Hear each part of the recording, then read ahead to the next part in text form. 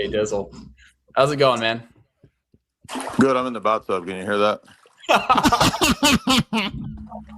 Dude, good stuff. I hope I know the Ortho Bros had a field day with that. There's a whole thing with Dean Withers and bathtub people. So Well, the weird part is that I didn't know that, but I used to do a lot of Discord debates from my bathtub, and everybody would laugh about it. So that's hilarious. Yeah, that's good. Dude, Dean is absolutely crashing out about that whole thing. He tried to say that he fried my ass, and it's like, bro, come on, I was messing with you. Well, I'm glad the paradigm argument worked. Yeah, I did that just for you, man. I knew you'd get a clip from Cleve or something like that.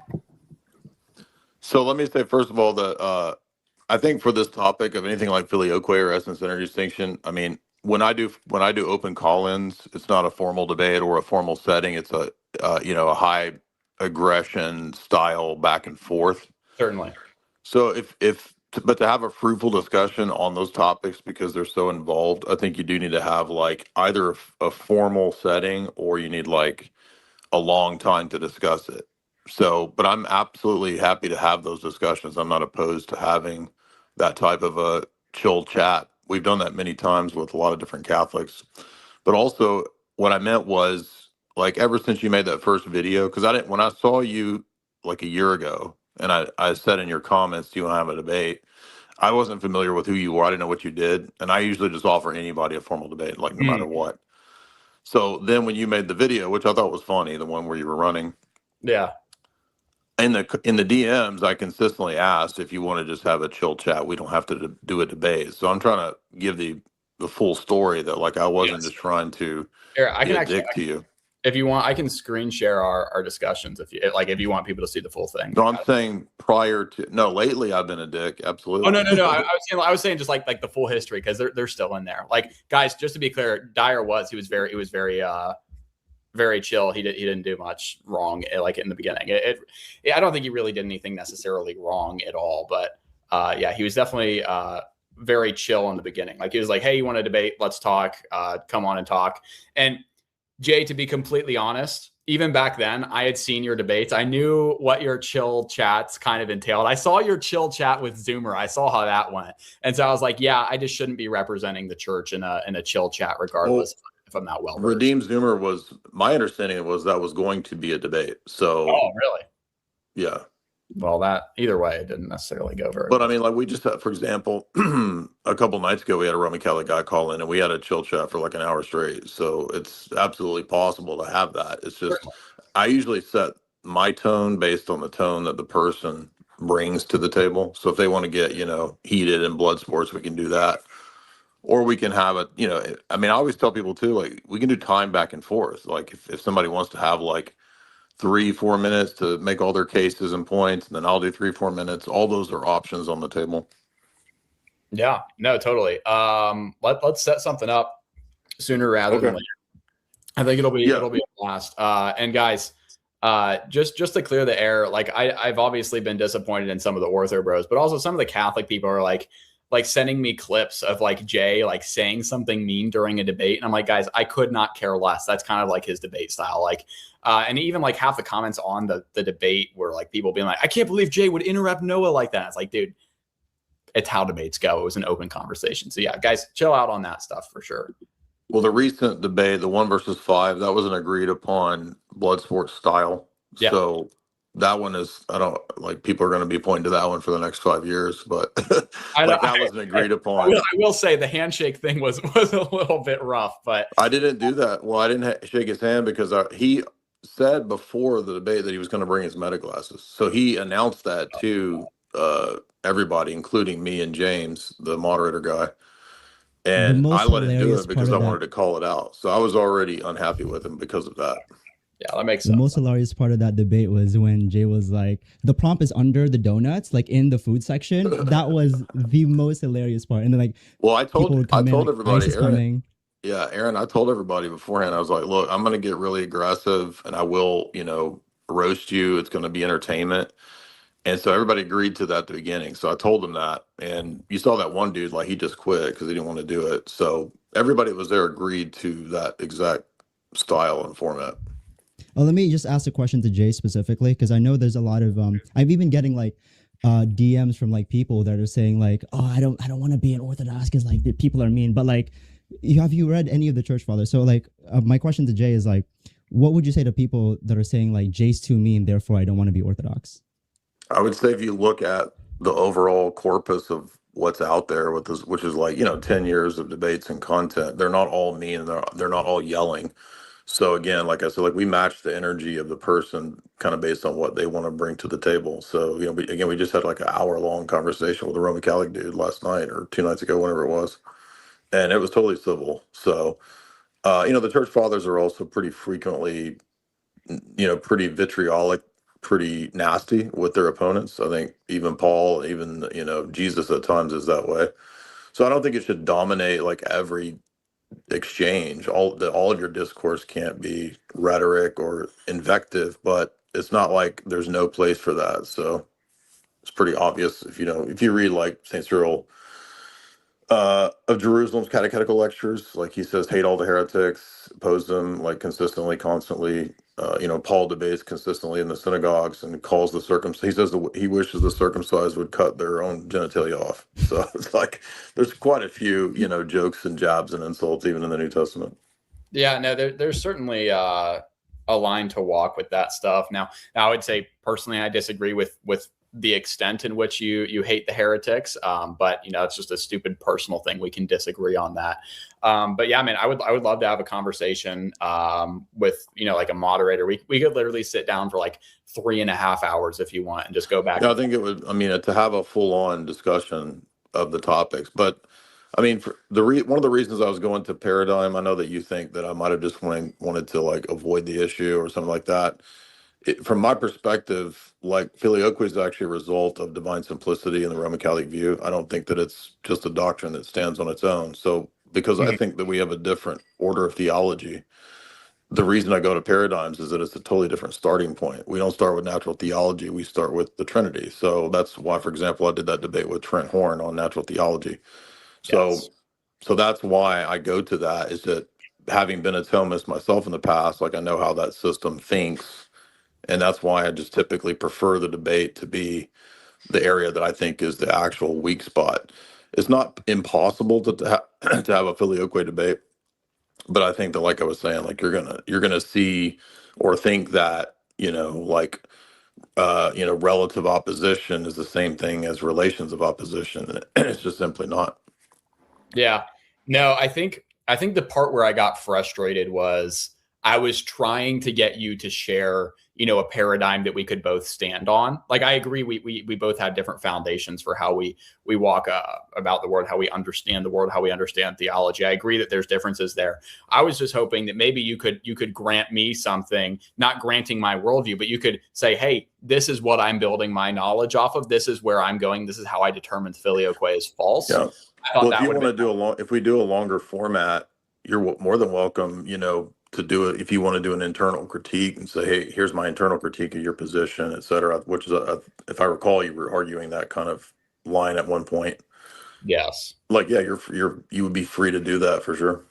Yeah. Would you be willing, just so that I can prepare for this at some point, would you be willing to give me like where you base your knowledge? Like what is your ultimate epistemology? Because I hear you critique other people's epistemology a lot, but I've never actually heard you give yours like full. Sure. I think the easiest route to go about that is the Trent Horn debate that I did. And if you watch that debate, you'll get like the line of argumentation I'm presenting, because it's about this topic. But if you look at the version of the debate on my channel, I have a reading list underneath it, and I'm happy to give you, some of those sources or citations or whatever. If you want to read up on it or something like that, that's fine. Yeah, sure. That sounds good, man. We'll set up a debate, a longer conversation. Are you thinking like a neutral channel, or what do you have in mind? I don't really like doing that, just because it's like I always just get pissed off when like the other channel tries to tell me how to have my own debate. Like that really pisses me off. We could just stream to both of our channels if you want. Yeah, that works. Yeah, I'll host a StreamYard and I'll send you a link. You can stream. Do you want a moderator or time back and forth? Preferably we could do a moderator and time back and forth at the same time. Sure. Like I trust you. I've seen that you can have peaceful discussions, but I think just in case, because like, yeah, I think it was fun. Yeah. But yeah, man, it'll be fun. I'm looking forward to the discussion. All right. Yeah, you can DM me about more details, and I'll look up some of the sources. That might be good. Yeah, sounds good, man. All right, sounds good, man. Appreciate it. Appreciate your attitude. Peace, Chip. Later. Bye, Jay. Well, there you have it, Shout out guys. to Jay, bro. Look at that. Look at that Christian reconciliation right there. Absolute ecumenist behavior. It's disgusting. We don't want it, and push it away, far away. I will say though, in defense of Jay, and the ortho bros, or like people like Alex Soren, like personal story wise, I'm gonna go on a tangent real quick. What about Cleve? Would you publicly defend Cleve too? If Pope Dyer, right, didn't exist, when I was leaving my heretical cult for Holy Orthodoxy, I didn't have any fundamental like understanding of theology or arguments on how to defend myself. If I were to leave this cult, it can't just be like out of emotions, because then they'd just be like, oh, this guy's just butthurt. He's too feminine. That's why he left. He wanted to do his own sin. So I was like, okay, well, I know that this is a heretical cult. Like, it's actually a cult. For the people watching this, they're like, oh, why would you do like it's actually like a cult from the Philippines. It's like very, very close to Iglesia ni Cristo. And if you know, you know. And I was like, how do I cement myself as like, how do I cement myself argumentatively? And it was through people like Jay Dyer and Alex Soren that really helped me instantiate and develop some of my arguments. Yeah, no, Jay, in fact, I will say there was a brief period where I considered Eastern Orthodoxy. It was after sitting down and listening to the Tim Gordon Jay Dyer debate. If you're a Catholic, don't scandalize yourself. Don't watch the debate. But I would say it's a very clear Orthodox win on that side, just because I don't think Tim Gordon was prepared for a genuine, like a deep dive into the topics. It looks like he read arguments, but he didn't read the foundation of the arguments. And that's with all respect to Tim Gordon. I've lost debates before, so I'm not going to pretend like I'm some infallible authority or anything. But yeah, no, Jay has helped me out a bunch. And in fact, that debate is what got me so interested in the Filioque in the first place. It's kind of been this huge rabbit hole for the past 6 months I've been studying it. So Jay has definitely done a lot of great stuff. His debates against Protestants are brutal. Like, hey, if you're a Protestant, do scandalize yourself. Go watch some Jay Dyer Protestant debates. You'll become an apostolic Christian soon. He's a very smart guy, very, very well spoken, and he's very good at debating. There's no doubt about it. So yeah, he's a cool guy. And I'll give credit to Jesus and whatnot, because he does seem at least willing to admit that he got some things wrong, and that's fine. And I told him, hey, in that case, it's all good. We can let the drama and the silly stuff go. And it's not a big deal. And then we can plan a future long format discussion.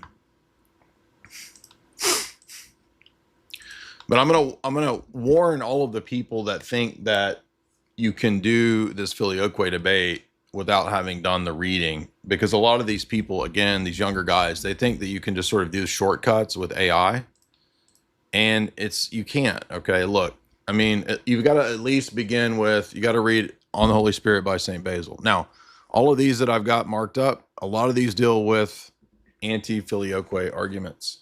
So if you want to know my position ahead of time, I'm going to go ahead and tell you, you've got to know at least, starting with St. Basil's On the Holy Spirit, against Eunomius. On the Holy Spirit would also be relevant by Basil.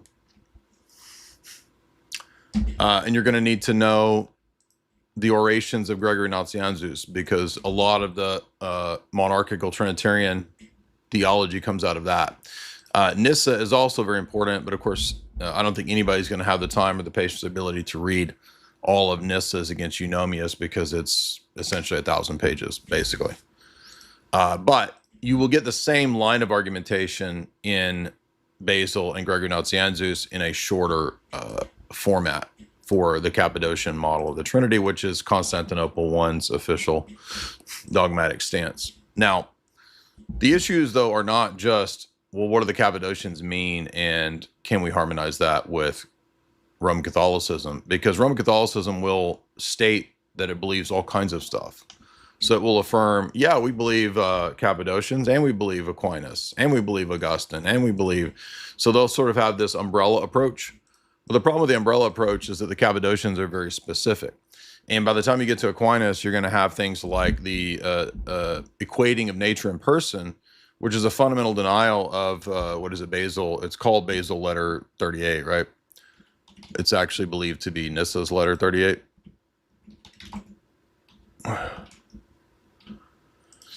And the premise of the letter, of course, is the fundamental distinction between nature and person in the Trinity.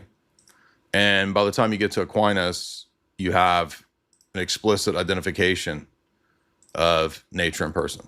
So this is going to be a level. That's why it's a level 1 problem between us and between the Roman Catholics or the Thomists. No, I'm not talking about equating the persons with each other, but equating nature and person. Thomas collapses in an isomorphic sense, person into nature.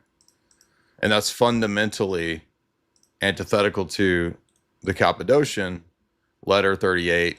It's believed to be now Nyssa, not Basil, but whatever. Whether it's Basil or Nyssa, it's the same principle that underlies the Cappadocian model of the Trinity. And we would say that this is really the beginning of the problem, because it's the radical view of divine simplicity that's actually the Neoplatonic model that's adopted by Augustine and then by Aquinas that becomes the basis for filioque eventually. It's indirectly, you could say, the cause of the filioque.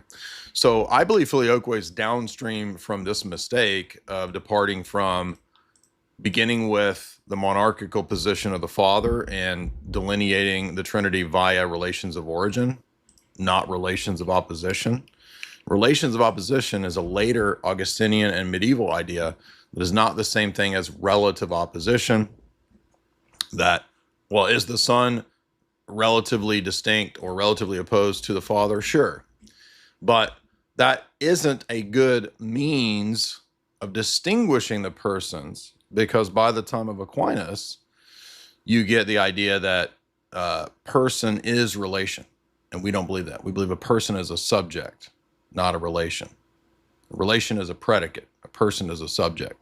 So you can't say subject is predicate. But that's the Thomistic divine simplicity model. And this critique is in Lossky's Procession of the Holy Spirit essay. It's also admitted to be 2 different models by Yves Congar in the Congar essay that I've cited many, many times. Now, I cannot get any Roman Catholics to even read these essays or these papers or even care. They don't care what you're actually arguing most of the time. But now, Jesus and whatnot, we have reset our relationship. So let's give the benefit of the doubt, and hopefully we can have a profitable discussion.